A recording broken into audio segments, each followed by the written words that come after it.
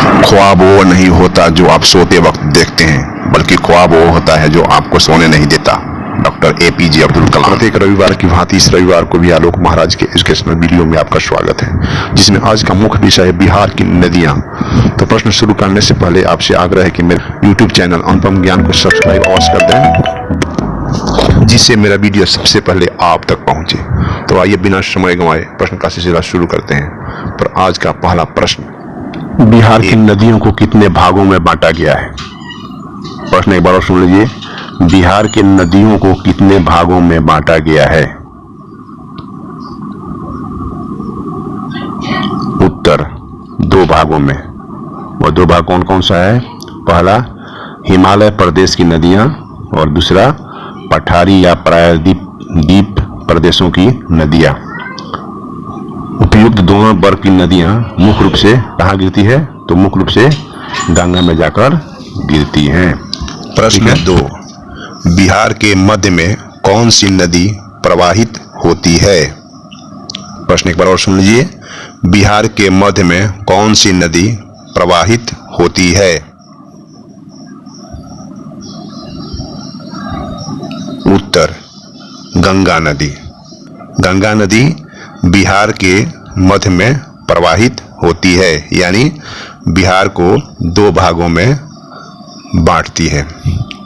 इस प्रश्न को ऐसे भी पूछा सकता है, वह कौन सी नदी है जो बिहार को 2 बराबर भागों में बांटती है? तो उत्तर क्या हो जाएगा? गंगा नदी। यानी गंगा नदी बिहार को 2 बराबर भागों में बीचों बीच बांटती है। ठीक है। प्रश्न 3, बिहार में गंगा नदी की लंबाई कितनी है? प्रश्न एक बार और सुन लीजिए। बिहार में गंगा नदी की लंबाई कितनी है?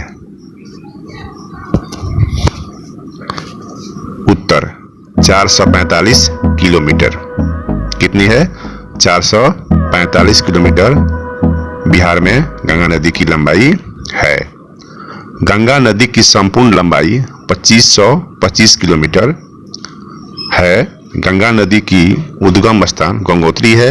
यह गंगोत्री उत्तराखंड के उत्तरकाशी जिले में स्थित है, जहां से भागीरथी नदी निकलती है और देवप्रयाग में अलकनंदा से मिल जाती है। इस संगम के बाद गंगा का निर्माण होता है। ठीक है। प्रश्न 4, सरयू नदी को बिहार में किस नाम से जाना जाता है? प्रश्न एक बार और सुनिए। सरयू नदी को बिहार में किस नदी के नाम से जाना जाता है? उत्तर घाघरा नदी के नाम से। सरयू नदी को बिहार में किस नाम जाना जाता है? तो घाघरा नदी के नाम से सरयू नदी को जाना जाता है। इसकी लंबाई कितनी है? तो इसकी लंबाई 83 किलोमीटर है। ठीक है। प्रश्न 5, बिहार के सबसे उत्तर पूर्व से आने वाली नदी कौन सी है? प्रश्न एक बार और सुन लीजिए। बिहार के सबसे उत्तर पूर्व से आने वाली नदी कौन सी है? उत्तर महानंदा। कौन सी नदी है? तो महानंदा नदी है, जो बिहार के उत्तर और पूर्व छोर से आकर गंगा में मिलती है। ठीक है। प्रश्न 6 है कि उत्तर बिहार से आने वाली प्रमुख नदियां कौन कौन सी हैं? प्रश्न एक बार सुन लीजिए। उत्तर बिहार से आने वाली प्रमुख नदियां कौन कौन सी हैं? उत्तर घाघरा, गंडक, बूढ़ी गंडक, बागमती, कमला बलान, कोसी, महानंदा। ये जो नदियां हैं उत्तर बिहार से आकर गंगा में मिल जाती हैं। कौन कौन सी नदी है? घाघरा, गंडक, बूढ़ी गंडक, बागमती, कमला, कोसी और महानंदा। ठीक है। प्रश्न 7, बिहार की वह कौन सी नदी है जो अपना मार्ग बदलती रहती है? प्रश्न पर और सुन लीजिए। बिहार की वह कौन सी नदी है जो अपना मार्ग बदलती रहती है? उत्तर कोसी नदी। कोसी नदी बिहार की वह नदी है जो बाढ़ के कारण अपना रास्ता हमेशा बदलती रहती है। इस पर कॉम्पिटिटिव एग्जाम में एक प्रश्न और रहता है कि किस नदी को बिहार का शोक कहा जाता है। बिहार का शोक किस नदी को कहा जाता है? तो इसका उत्तर हो जाएगा कोसी नदी। कोसी नदी को बिहार का शोक कहा जाता है। ठीक है। प्रश्न 8, बिहार के सबसे दक्षिण पश्चिम से आने वाली नदी कौन सी है? प्रश्न एक बार और सुन लीजिए। बिहार के सबसे दक्षिण पश्चिम से आने वाली नदी कौन सी है? उत्तर कर्मनाशा। कौन सी नदी है? कर्मनाशा नदी है, जो सबसे दक्षिण पश्चिम छोर से आकर गंगा नदी में मिलती है। कर्मनाशा को बिहार का सबसे अपवित्र नदी भी कहा जाता है। तो पवित्र नदी कौन है? बिहार का पवित्र नदी, या कौन सी नदी को पवित्र नदी कहा जाता है? तो गंगा को पवित्र नदी कहा जाता है, लेकिन कर्मनाशा को सबसे अपवित्र नदी कहा जाता है। क्यों कहा जाता है? क्योंकि लोगों का मानना है कि इस नदी में नहाने से कर्मों का नाश हो जाता है, इसलिए इस नदी में लोग जल्दी स्नान नहीं करते हैं। ठीक है। प्रश्न 9, वह कौन कौन सी नदी है जो बिहार और उत्तर प्रदेश से सीमा का निर्माण करती है? प्रश्न एक बार और सुन लीजिए। वह कौन कौन सी नदी है जो बिहार और उत्तर प्रदेश से सीमा का निर्माण करती है? उत्तर गंडक, कर्मनाशा, घाघरा और गंगा। ये चार जो नदियां हैं वह बिहार और उत्तर प्रदेश की सीमा का निर्माण करती है। ठीक है। प्रश्न 10, पटना शहर किन 3 नदियों के संगम पर स्थित है? प्रश्न एक बार और सुन लीजिए।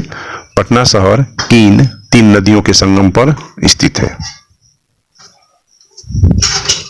उत्तर सोन, गंडक और गंगा नदी के संगम पर स्थित है। ठीक है। लेकिन अगर पूछता है कि पटना शहर किस नदी के किनारे स्थित है, तो क्या उत्तर हो जाएगा? गंगा नदी। तो पटना गंगा नदी किनारे पर स्थित है। ठीक है। लेकिन अगर पूछता है कि पटना शहर किन 3 नदियों के संगम पर स्थित है, तो उत्तर क्या हो जाएगा?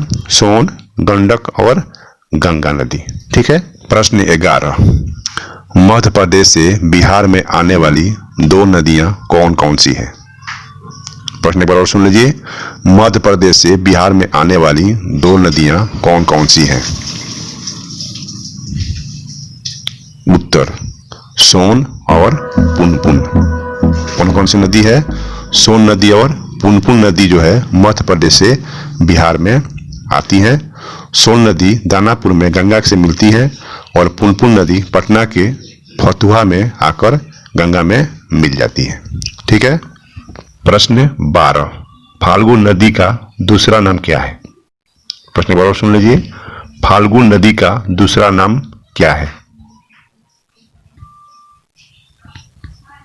उत्तर निरंजना नदी। फाल्गु नदी का दूसरा नाम क्या है? निरंजना नदी, जो बोधगया से आकर गंगा में मिल जाती है। फाल्गु नदी के किनारे ही महात्मा गौतम बुद्ध को ज्ञान की प्राप्ति हुई थी। ठीक है। प्रश्न 13, गंडक नदी पटना में किस स्थान पर आकर मिलती है? प्रश्न एक बार और सुन लीजिए।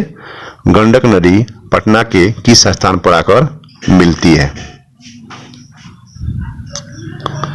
उत्तर पहलेजा घाट के पास गंगा नदी में आकर गंडक नदी मिलती है। गंडक नदी मुख्य रूप से बिहार के पश्चिम चंपारण जिले से प्रवेश करती है। गंडक नदी को कई नामों से जाना जाता है, जैसे नारायणी नदी, गंडकी नदी, शालिग्राम नदी। नारायणी नदी इसलिए कहा जाता है क्योंकि सोनपुर में गज और ग्राह के बीच में लड़ाई हुआ था, जिसमें नारायण यानी कृष्ण भगवान आकर गज की रक्षा की थी, इसलिए इस नदी को नारायणी नदी भी कहा जाता है। गंडक नदी परियोजना से कुछ नहरों का निर्माण भी हुआ है, जैसे त्रिवेणी नहर, तिरहुत नहर, सारण नहर और तेऊर नहर। ठीक है। तो गंडक नदी से ये नहर निकले हुए हैं। कौन कौन से नहर निकले हुए हैं? त्रिवेणी नहर, तिरहुत नहर, सारण नहर और तेऊर नहर। ठीक है। बिहार में गंडक नदी की लंबाई 630 किलोमीटर है। ठीक है।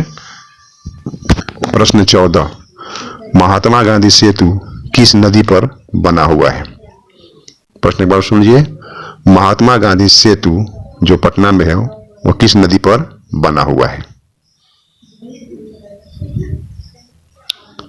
उत्तर, गंगा नदी पर। महात्मा गांधी सेतु गंगा नदी पर बना हुआ है जो पटना में स्थित है। ठीक है। प्रश्न 15, सत्तर घाट का पुल किस नदी पर बना है? प्रश्न एक बार और सुन लीजिए, सत्तर घाट का पुल किस नदी पर बना है? उत्तर, गंडक नदी पर। यह सत्तर घाट का पुल गोपालगंज जिले के सबसे पूर्वी छोर पर स्थित है जो पूर्वी चंपारण के केसरिया स्तूप से जो यह सीवान, गोपालगंज तथा उत्तर बिहार को मुजफ्फरपुर के रास्ते पटना तक जोड़ती है। अभी 16 जून 2020 को बिहार के मुख्यमंत्री नीतीश कुमार ने इसका उद्घाटन किया था, लेकिन 15 जुलाई को इसका अप्रोच पथ ध्वस्त हो गया, जिससे आवागमन बाधित हो गई है। अब बिहार की कुछ प्रमुख नदियां जिसका उद्गम स्थान यानी जहां से नदियां निकलती हैं और मुहाना यानी जहां जाकर नदियां विलीन हो जाती हैं या खत्म हो जाती हैं देखते हैं। इसको स्क्रीनशॉट मार कर भी आप देख सकते हैं। ठीक है, तो बिहार के नदियों पर आधारित यह वीडियो आपको कैसा लगा? अगर अच्छा लगा तो लाइक करें, कमेंट करें और हाँ, मेरे YouTube चैनल अनुपम ज्ञान को सब्सक्राइब अवश्य कर दें, जिससे मेरा अगला वीडियो सबसे पहले आप तक पहुंचे। तो फिर मिलते हैं अगले रविवार को, तब तक के लिए अलविदा।